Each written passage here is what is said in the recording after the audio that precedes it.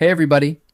Today we're going to learn how to calculate an exact age from a date of birth in Excel, using a formula that is 100,000% accurate. We are going to use a hidden formula that counts only fully completed calendar years, and I will spell out the exact syntax so your text-to-speech tools can read it flawlessly. First, click on the empty cell where you want the age to appear, right next to your date of birth column.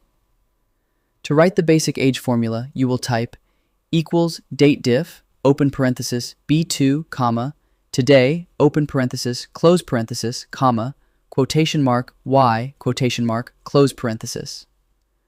Press enter, and Excel will instantly display the exact number of full years that have passed since that birthday.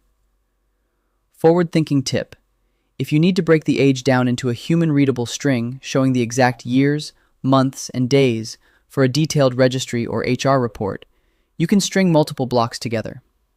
Copy and paste this exact combined formula into your sheet. The YM modifier tells Excel to calculate the remaining months after the last full year, and the MD modifier extracts the remaining days after the last full month.